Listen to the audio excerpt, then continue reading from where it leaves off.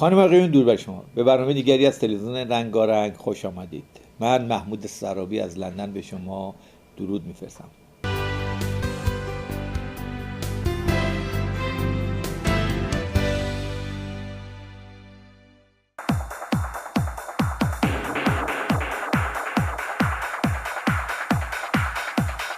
به برنامه 2080 رسیدیم.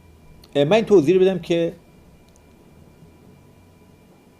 برنامه 2080 در واقع تلاشی است افشاگرانه، روشنگرانه بر فعالیت‌های رژیم جمهوری اسلامی حداقل تو 30 سال گذشته و اتاق فکری که در واقع پرورش دهنده افکار مجزا از تفکرات آخوندهای داخل رژیمه. در واقع بالای سر حکومت جمهوری اسلامی، بالای سر ولایت فقیه و همه ارگان‌های مختلفی که در اون مملکت وجود دارن، این اتاق فکره که در واقع به قول خودشون راهبری میکنه حکومت رو. این اتاق فکر در میان تمام برنامه‌ریزی‌هایش که همه بر علیه منافع ملی مردم ایرانه و بخشش وصل به منافع سیاست‌های جهانی، با روانشناسی کار میکنه و برای پیشبرد اهدافش آدم‌ها رو، موقعیت‌ها رو، سازمان‌ها رو، ارگان‌ها رو که میخواد درش رخنه کنه روانشناسانه برخورد میکنه. به عنوان مثال اگه بخوایم به همین 2080 بپردازیم و آدم‌هایی که در این به قول کاتگوری یا این بخش قرار میگیرن، میاد فرض اگر آدمی مورد نظرشه نگاه میکنه ببین که اون اگه مثلا تمایلی به قمار داره، به هر حال اون کسی که باید با این نزدیک شه و ارتباط برقرار کنه باید بره تو قمارخونه و کازینو این آدم رو باش باب دوستی یا باب حرف باز کنه. به هر حال هر کسی رو روانشناسی میکنن و رو چیزهایی که فکر من نیاز اون آدمه وارد میشن. خیلی ها رو میدونن شهوت دیده شدن دارن، دوست داره طرف دیده بشه، حس رهبری بهش دست بده، میان اونو بهش میدن، ارتباطاتش رو با کانال های تلویزیونی برقرار میکنن، سایت اینترنتی برقرار میکنن. مجموعاً خب همشون پول دوست دارن دیگه، به هر حال پول ابزار تعیین کننده دیگه. به شکل‌های مختلفشون پول تزریق میکنن، ولی همه اینا رو تو یه جبهه قرار میدن، جبهه‌ای که حفظ منافع کنه برای حکومت اسلامی. حالا میتونه من تلویزیون دار باشه، من مجله دار باشه، من روزنامه دار باشه، من سایت اینترنتی دار باشه. به هر حال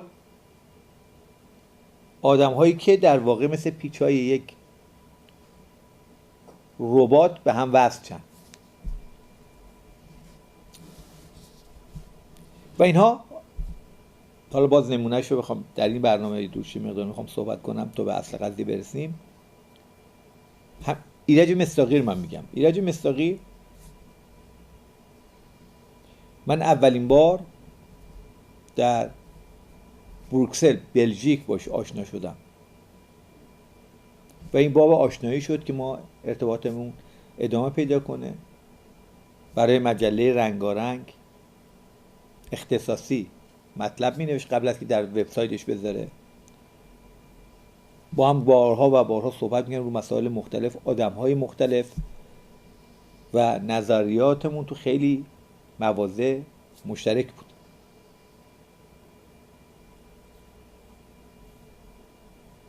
تا اینکه همین که گفتم این اتاق فکر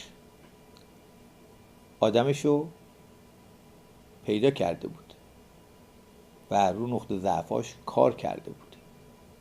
و یه مثال دیگه هم واسهتون بزنم برای که باز ذهن شما آشنا شه. وقتی میام اتاق فکر حکومت، نه که مثلا یه پاسدار با اون لباساشون میاد مثلا میگه آقا مثلا بیا تو کازینو، نه، آدم‌هایی رو میارن که شکل و شمایلی کاملا متفاوت دارن. شاید بد نباشه من یه مثالی بزنم تو این زمینه که مقداری باز ذهن شما آماده بقیه مطالب این برنامه باشه. فکر کنم سال 94 بود، که اگر به آرشیو رسانه‌های اون زمان مراجعه کنیم یه تغییراتی درش به وجود اومد. این تغییرات رو به روشنی میتونستید در نشریه کیهان ببینی، در نشریه نیمروز ببینی، در نوع برخورد و نگارش آدم‌های مثل نوریزاده ببینید. و داستان این گونه بود که حتی گروهی اون زمان به خود من مراجعه کردن که آقا این آقای نوریزاده توی یکی از رستوران‌های ایرانی با یه نفر از ماموران حکومتی داشته صحبت میکرده و اون موقع نوریزاده در تلویزیون رنگارنگ برنامه داشت. و وقتی من اینو بهش گفتم و من گفت که تا بیا این سوالو جلو دوربین بکن. ما گفتم آقای نوریزاده اینو میگم. اونم برای خب آقای سلیمی از شما میپرسم اگه من میخوام با یه نفر به قول اینها اطلاعاتی و فلان و چنان، اون قال نه اطلاعات میگفتیم یا نمیگفتیم، ولی با یه آدم مأمور رژیم اومده من چیز میرم توی یه چله کباب اونم ایرانی، خب میرم یه گوشه کسی نبینه. حالا بحثم اینه اون آدمی که تو چله کبابی مثلا ایشون رو دیده بود، یه همچین آدمی هم به وسیله یه نفر دیگه که بسیار اون موقع با من صمیمی و نزدیک بود که از همون جاها راهش جدا شد، خطش جدا شد و بعد اصلا حکایت‌های باش داشتیم، یه آقایی رو معرفی کرد که میخواد بیاد سرمایه گذاری کنه رو تلویزیون رنگارنگ. این مقدمات هم اومد و رفت و گفت و فلان و یه آدم از سرهنگ زمان شاه بوده یا گفت فلان بود چنان بوده. بعد بالاخره قراری گذاشتیم که این آدم اومد تو دفتر ما. خب من منتظر مثلا یه آدم مثلا باید 50 60 ساله حداقل بیاد اینا. بعد این یه جوون خیلی خوش لباس و خیلی شیک و اینا و که ما با هم صحبت کردیم که میگه آقا من مجله شما رو دیدم، تلویزیون شما رو دیدم، شما باید بزنید رژیم پدرش در بیارید، این رژیم باید نابود کنی، این رژیم فلان کنی، این رژیم فلان کنی. و ما برآوردم کردیم مثلا یه مبلغی هم به شما میدیم. من اصلا دیدم مثلا یه رویایی اتفاق داره. یکی تازه میاد میگه آقا شما کم میزنی به رژیم. تازه اون زمانی که همه از دستمون بازم میگفتن آقا اینقدر تون نرو. سنگسار رژیم پخش میکردیم، میرفتیم به هر حال گوشه کنار شهر گزارش تهیه میکردیم، میادیم پخش میکردیم، با آدم‌های مختلف علیه اینا مصاحبه کردیم، تظاهرات میذاشتیم، هر کاری که میشد علیه این رژیم اون زمان کرد مثلا خود ما با تشکیلات رنگارنگ میکردیم. تا میاد گفت که ما پولم میدم، که اینو بارها گفتم دیگه، فقط میخوام بگم ذهن شما آشنا شه که این اصلا چجوری عمل میکردن و کردن هر دوره‌ای. که اومد آخرام گفت آقا ما 700,000 پوند به شما میدیم برای یه سال و نام اجاره ماهانه تلویزیون تو مجلت و الا بل تشویق. گفت آقا جون میدونی چیه، این رژیم یه بخش مثل آقای رفسنجانی رئیس جمهور بود، اینا مثل شما دلش برای ایران میتپه، از این چرت و پرتا اینا رو حمایت کنی، این اپوزیسیون هم بزنین آقا فلانش کنی و این پولم میگیره. که به هر حال حداقل من 2 تا شاهد دارم که فقط نزدمش دیگه، فرستادمش رفت. از اینجاها شروع شده بود. حالا منظورم اینه بعد شکلش عوض شد، نوع برخوردشون عوض شد، ولی پایه‌ش رو سعید امامی گذاشت. این طرح 2080 و سعید امامی طراحش بود و اون زمانم اومد و همونطور که دیدیم یه دفعه یه بخشی از تواب‌ها فعال شدن، پر امکانات شدن، مثل شاه سبن بود، خدابنده بود، نمیدونم تفرشی بود. و نهایتا اون شد که تفرشی اومد اون کتاب منتشر کرد و همه چیز رو گفت. حالا بحثم اینه این اتاق فکر همینجور کماکان تو کارشو کرده، پوست انداخته، حرفه‌ای تر شده، تحصیل کرده تر شده، کنده از بدنه حکومت.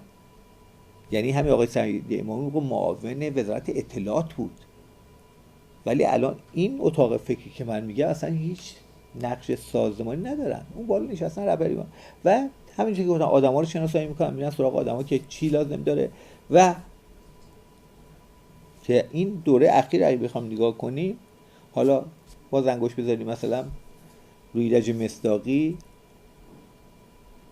این است که من وقتی در روی ایرج مصداقی این گونه صحبت می‌کنم دیدم خوشحال نیستم. به هر حال ما یه پروسه یه زمانهایی از عمرمون رو با اینا حداقل دوست بودیم دیگه، رابطه دوستانه داشتیم، همدردی داشتیم، همسویی داشتیم، ولی الان باید بیایم مثلا وقت و انرژی بذاریم مثلا علیه ایرج مصداقی هم. چرا؟ چون همونجوری که گفتم اینا شناسایی میکنن، روانشناسی میکنن، بعد میان سراغ این آدما. خب این آدما چی میخوان؟ ایرج مصداقی چی میخواد؟ ایرج مصداقی تیرمو میخواد دیده بشه، شهوت دیده شدن داره، دوست داره خودش رو تو قد و قواره مثلا رهبریت نشون بده و یه حالت مثلا رو کم کنی تو بازی سیاست. خب این چیز اصلا جایی نداره. به هر حال الان این سیستم این است که این آقای ایرج مصداقی تو این پوزیشن قرار گرفته، تو موقعیت قرار گرفته. همون که گفتم، من نمیگم یه رژیمی اومده ایرج مصداقی هم میدونسته این رژیمیه، ولی اون آدمی که اومده شکل سعید امامی اون زمان بوده، یه خوشبینانش اینه دیگه، ولی مسیر همون مسیره. اینا در واقع سیاهکارایی هستن که خاکستری میخوان خودشون نشون بدن و این اتفاقات توش میفته. برای مثال بخوام بگم، وقتی مجاهدین در اشرف بودن، خود همین ها یک گروه بودن ناله و زجه میکردن که آقا این مسئولین رد بالای مجاهدین که اجازه نمیدن این بنده خداها از اینجا بیان بیرون برن یک کشوری، آقا کمک کنین، آقا اینا رو نجات بدیم، آقا اینا رو اسیر رهبری شدن، رهبری میخواد اینا رو به کشتن بده. همه‌شون این بود که نوشته هاشون هست، سخنرانی هاشون هست. ولی حالا جالبه که حالا که این اتفاق داره میفته و سازمان داره تلاش میکنه نیروشو بیاره بیرون، همین جماعت میرن نامه تهیه میکنن به دولت آلبانی که آقا اینا تروریستن و اینا من کشور شما رو ناامن میکنن و فلان میکنن. خب این دوگانه بازی کردن دیگه خیلی مشخصه دیگه. یا باز نگاه میکنیم میبینیم که فرض آقای مصداقی میره پیوندی پیدا میکنه با یه ساواکی، تو الان دوره ساواکی ها شده دیگه. این که ساواکی میگم، من ببینید به یه تشکیلاتی که زمان شاه بوده، من نمیتونم بگم همشون یک دست خیانتکار و جنایتکار و بازجو و شکنجهگر بودن. یه بخششون به هر حال کسانی بودن که برای شاید بسیارم ایران رو دوست داشتن، منافع ملی رو بهش احترام میذاشتن خیلی، ولی من رو آدمایی صحبت میکنم که لکاتای این کارن، که حالا بعد 37 سال با وقاحت و پررویی اومده میگه که با کی میگه، در کنار کی میگه، تو کدوم رسانه میگه. کار مثلا حمید اشرف رو پیش میارن، یا این نامه‌ای که مثلا بعد از 38 سال آقای مصداقی به وسیله این ساواکی رو میکنه که بله آقای مسئول رجبی مثلا آدم فروشی میکرد تو زندان. خب یکی نیست خیلی ساده بپرسه، این دیگه اینقدر پیچیده نیست که آخه، حالا حرف بعدش رو نمیخوام بزنم، اگر 37 روز 37 سال که رژیم جمهوری اسلامی یه مدرک این گونه داشت که اینم از اونجا اومده بیرون، یعنی که تو خونه مامانش قایم نکرده، که جز اسناد طبقه بندی شده اونجاست دیگه. مثلا حالا 1000 بار اینو روش مانور کرده و سریال روش ساخته بود، فیلم ساخته بود، هوار کرده بود. یکی از چیزا همین سند سازی هاست، مدرک سازی هاست. حالا ایرج مصداقی و تمام این نیروهاشون که من میگم رو هم جمعشون کنی 50 نفر نمیشن. تمام مخاطباشونو بری ببینی توی اینترنت، بری ببینی توی یوتیوب، بری ببینی جایی که اینا به وبسایتشون، همه اینا رو جمع کنی به 1000 نفر نمیرسه. میان فضا رو آشفته کنن، فضا رو بحثایی پیش بیارن که دیگران رو درگیرش کنن و بعد واسن کنار بگم ببین چقدر ما نقشمون مهمه توی جامعه، هر چی میگیم هر چی میرسیم یه دفعه جامعه به هم میخوره. خب اینجا سوال از این جامعه است، جامعه که اسمش هم اپوزیسیون گذاشته دیگه، که یک فضای کوچک و اندک رو، محولی رو، خود همین اپوزیسیون میان الکی بهش حمله میکنن، شلوغش میکنن، یا هزاران نفر میرن روش یه دفعه گندش میکنن و یارو همین میخواد بگه ببین آقا تاثیرات حرف منو. اونم حرفایی که اصلا چرا باید مثلا دفاع کرد از حرفایی که اصلا مزخرفه. الان بخشی از بچهای چریک‌های اقلیت اونا هم همینجوری حمله کردن به ایرج مصداقی که چیزایی که درباره مثلا حمید اشرفی اینا گفته دروغه. خب اینا که معلومه دروغه، خود شما که میدونید دروغه، کافیه دیگه.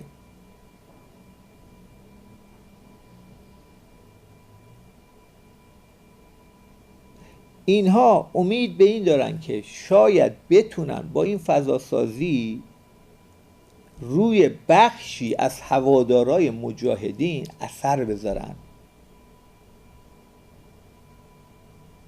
که نتیجهش اینه که میبینید که خود این هوادارا بیشتر از اعضای سازمان مجاهدین یک دفعه خروشان میشن و خشمگین میشن و به امثال ایرج مصداقی و غیره حمله میکنن. خب نذاریم فضامون رو الکی آشفته کنن، نذاریم در واقع از آب گلالود ماهی بگیرن. الان من در این بخش قسمت اول نمونه ای از همین توابایی که حمله میکنن به قرارگاه اشرف، لیبریتی، الان میرن آلبانی. خب ببینید چه آدمایی شدن. آره اینا داستانشون متفاوته. حالا این بخش ببینیم، برمیگردیم با هم صحبت میکنیم.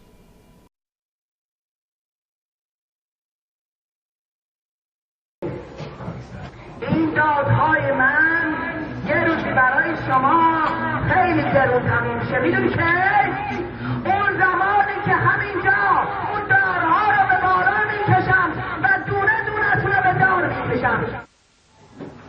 قسم کنید چند دقیقه دیگه میام بقیه این حرفا رو براتون میزنم.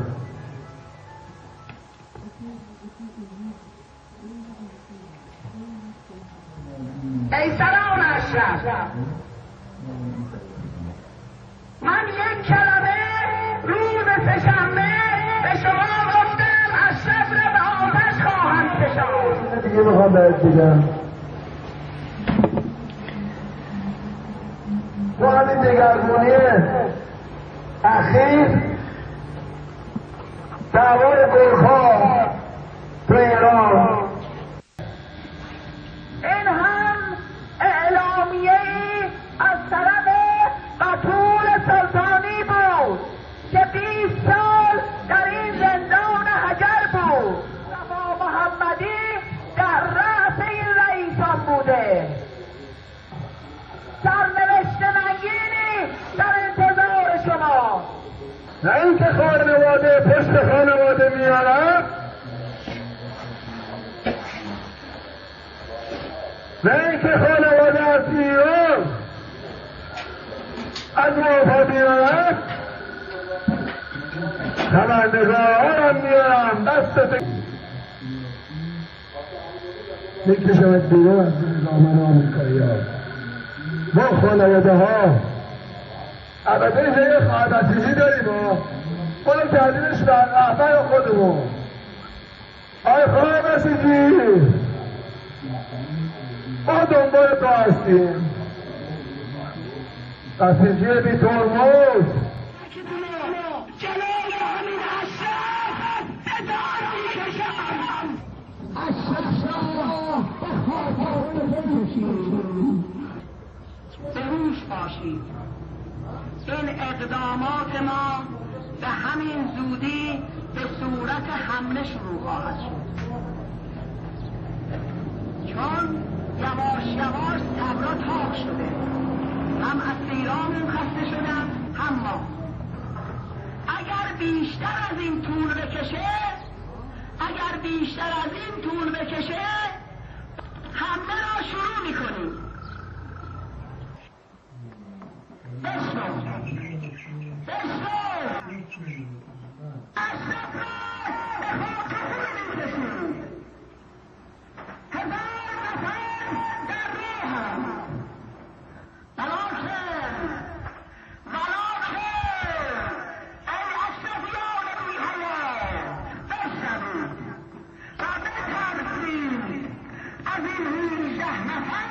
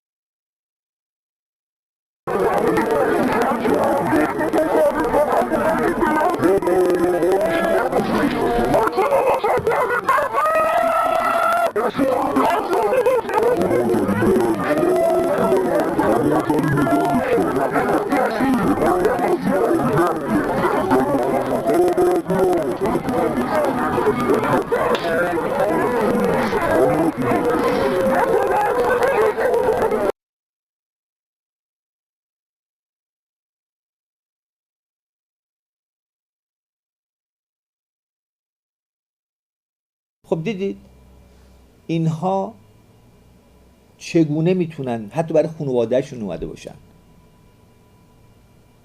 تهدید به مرگ میکنن، اونجا رو با آتیش میکشیم و مثل یه آدمای دقیقاً پاره تن حکومت اسلامی. خب این دیگه نیاز به تفسیر نداره که. این حتی اگر خودش سالها با این تشکیلات بوده، اگر بچه‌هاش اون تو هن، این چجوری میتونه بیاد دیگه آقا من اومدم برای نجات مثلا شوهرم، پسرم، برادرم، خواهرم، دخترم، بعد میگه همتونو میکشیم، همتون علم، همتون. خب اگه تو راست میگی بالاخره پس اون احساسی که به اون آدمی که اون تو داری چیه؟ چرا دروغ میگی؟ چرا خودت می جای کسی جا میزنی که اون نیست؟ و یا کسایی رو به زور برمیداری میارین که بازم اون نیست. که باز من اینجا باز کوتاه میکنم، برمیگردم دنبال حرفای کسی که خودش این مسیر رو گذرونده، فشاری که روش بوده که بیاد و همین کارا رو بکنه که اینا میکنن. شاید این خودش بهترین سند و مدرکه که دیگه نیازی نیست من بگم مثلا اتاق فکر رژیم چگونه طراحی میکنه. خب خود این آدم کسی بود که به هر حال تو این طرحی که هم گفتم روانشناسش مثلا اومدن بررسیش کردن، گفتن این آدم ما میتونیم بریم ازش استفاده کنیم. حالا بریم حرفای این دوستمون رو قسمت دومش هم ببینیم.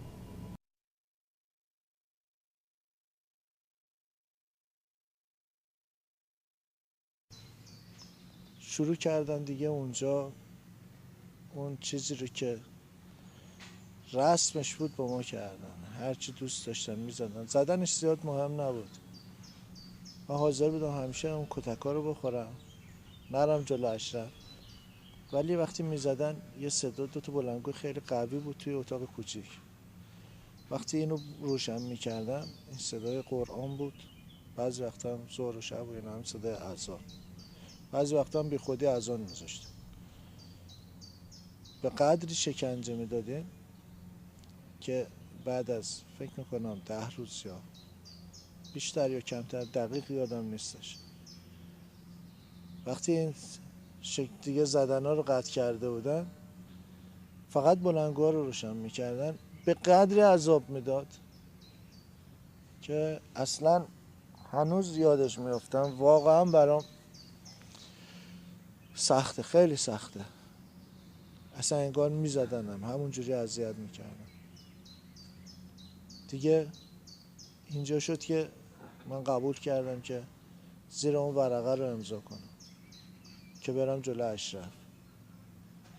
بعد وقتی هم که میخواستیم زیر ورقه رو امضا کنیم، یه ورقه به من دادن، اسمم و این چیزا رو نوشته بودن، کیا تو اشرف هستن نوشته بودم.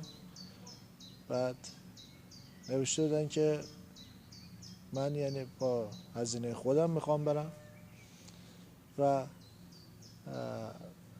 تمام هزینه ایوب زغابم خودم میخوام بدم، خودم میخوام برم اونجا، خودم میخوام با خواهرم صحبت کنم، خودم این تصمیم رو گرفتم که اونا رو بیارم.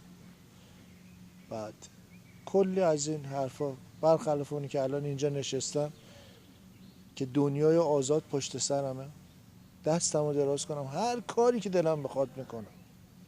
پولم دارم، زندگی من دارم، همه کار. یعنی اینجا به قدری آزادی است، به قدری من میتونم زندگی کنم اینجا که اصلا حد نداره. مثل ایرانیای دیگه، مثل خیلی های دیگه من میتونم خیلی راحت زندگی کنم.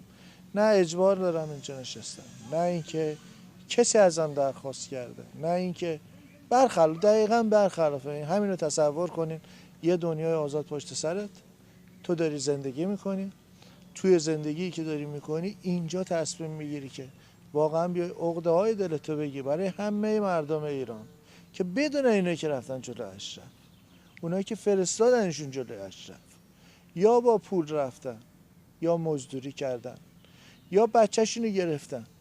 من خودم کسی رو سراغ دارم، اومدم پسرشو توی بازار گرفتن، به عنوان اینکه شکر احتکار کرده 100 میلیون جریمش کردن. چون بچهش توی اشرف بود، اومدم به مادر همون آقا گفتن تو بلند شو برو جلوی اشرف، ما این 100 میلیون رو میبخشیم. و یه جلوی اشرف رفتن 100 میلیون جریمه رو بخشیدن. یا خانم دیگه‌ای که اونجا من دیدمش به هم گفتش که من، یه زن مؤمنه بود، گفت من میخواستم یه مسجدی درست کنم. به من گفتم بچت توی اشرف، اول برو بچت رو بردار بیار، بعد ما به تو جواز ساخت مسجد رو میدیم. خیلی مسخره است، خیلی مسخره است. یا اونایی که با یه تلفن رفتیم، یا اونایی که با نمیدونم یه دونه ماشین که بعدن هم یکیشون رفت توی جاده تصادف کرد با همون ماشین مرد. همون کسایی که رفتن جلوی در اشرف، منم میخواستم یکی از اونا بشم. و رفتیم درخواست گذرنامه کردیم. با کمال تعجب دیدم بعد از فکر میکنم 1 ماه خورده یا 2 ماه بعدش واسه من یه پاسپورت اومد در خونه. خیلی برام جالب بود. من این همه نامه نوشتم، به هم گفتن برو نمیدونم تایید صلاحیت بگیرن فلان بگیرن. اینا هیچی نبرده بودم، هیچی نبرده بودم، فقط رفتم این درخواست کردم واسه گذرنامه اومد. بعد رفتیم بلیط گرفتیم، برای سوریه هم گرفتیم، بردیم اطلاعات نشون دادیم، گفتیم بلیط سوریه اینا، پاسپورت ما میخوایم بریم سوریه. بعد رفتیم جلوی سفارت سوئد. وقتی رفتم من سند کارخونم و روزنامه رسمی و یه چند تا مدرک دیگه به اضافه یه پرینت حساب بردم اونجا. خب اونجا کسی که توی بازار کار میکنه مشخصه پرینت حسابش چه جوریه، اون خودش معلومه. سند کارخونم هنوز مصادره نشده بود، نمیدونم الان شده یا نشده، هم نمیدونم. بعد بردیم اونجا و گذاشتیم رو میز. به من ظرف کمتر از 10 روز شد یه ویزای سوئد دادن، بلیطمونم گرفتیم. همزمانی بلیط ها خیلی جالب بود برای من که پرواز سوریه بعد از پرواز سوئد بود. ما پرواز کردیم، اومدم سوئد، الان توی سوئد زندگی میکنم و دوست دارم که همیشه یه یار مقاومت باشم، یه اشرف نشان باشم. حالا تا هر جا که بتونم این کار رو انجام میدم. من سعی میکنم که با تمام قوا باشم، با تمام قوا وایستم و با تمام قوا برم جلو.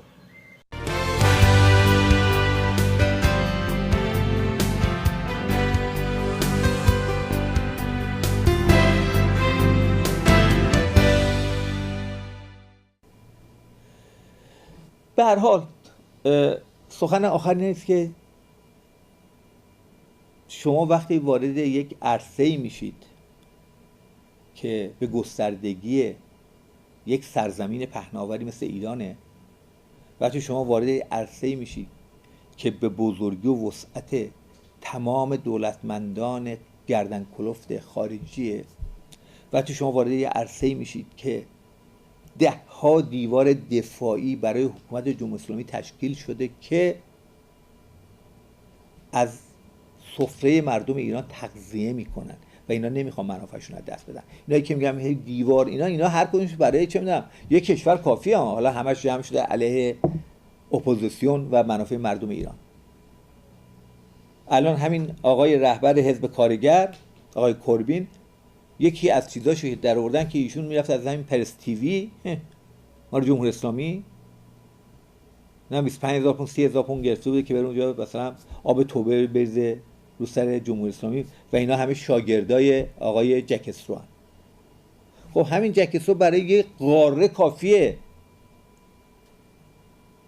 منظورم میخوام بگم مبارزه میم و به و الف و روزه و ه نیست بنویسی راحت بخونیش، خیلی وسعتش و عمقش قوی تر از این حرف هاست که تا درک نکنیم مثلا نمیفهمیم آقا داریم در روی چی صحبت میکنیم.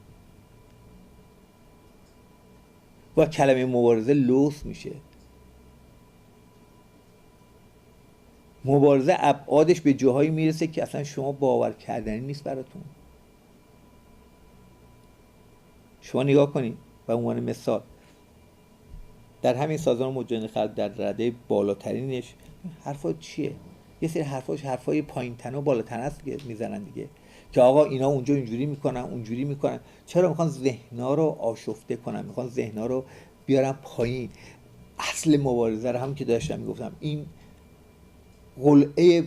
قله بزرگ و رفیع مبارزه رو که بابا این همه جوون خون داده براش لوسش کنن. اینا حتی واسه آدم‌های یه لاقبا مثل بنده که اینجا نشستم چه میدونم در حد توان یک رسانه یا ژورنالی سعی میکنم وظایفم انجام بدم نه بیشتر از اون. اینا 1000 تا نقشه میکشن، 1000 تا طرح میریزن، برنامه میریزن که افکار عمومی رو آشفته کنن.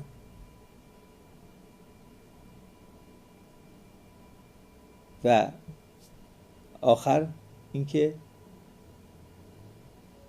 در 2080 ما فقط سعی میکنیم این رو بازش کنیم تو ذهن شما جا بیفته و یواش یواش یک در واقع سیگنال مثبتی بشه یا یک کلید بشه که شما رمزخونی کنی. وقتی این تو ذهنت باشه خیلی راحتی. وقتی این تو ذهنت میشینی میبینی که اون آقایی که میشه اونجا گولت میزنه، اون که نمیدونم افق که درست میکنه، اون نمیدونم رو در رو درست میکنه، اون هفته درست میکنه، اون یکی نمیدونم ایران فردا درست میکنه، اون که من و تو درست میکنه، اون که تو صدای آمریکا میشینه تتمه توده‌ای اکثریتی رو میاره و میبره و مردم گول میزنه، یه سری آرشیو مصرف شده رو دوباره میاره میکشه وسط، چند تا آدم میاره میچسبونه، بعدش که یه برنامه گول زنکی درست کنه. اینا همه مجموعه هستن که میخوان این بازی رو آشفته کنن. وقتی شما بدونین خیلی راحته، مثل یه راهنماست. این من که اینجا نشستم شما اصلا من نشناس، یه برنامه منو میبینی آقا من چی میگم؟ میگم آقا رژیم بده، باید خامنه‌ای رو کشت، باید ایران آزاد کرد، جوانای ما کشته شدن، این رژیم خونخواره، سرداراش دزدن، فساد مملکت رو گرفته، قاچاق ال کرده. یه اینقدر میگم که شما میگی آقا این دیگه چی باری کلا. بعدم سرم باید تکون میدم میگم که بله الان دارن علیه آقای موسوی، کروبی، روحانی، خاتمی، رفسنجانی فلان میکنن، یه دعوای ساختگی الکی درست میکنم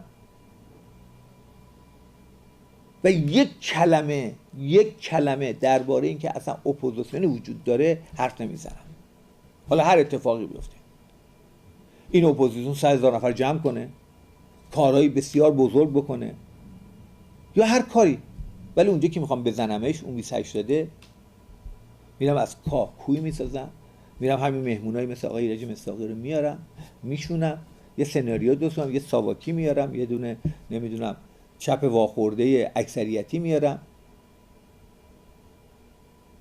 یه ایرج مصداقی نامی رو به مثال میارم میذارم بغلش و این نمایش برای شما ترتیب میدم.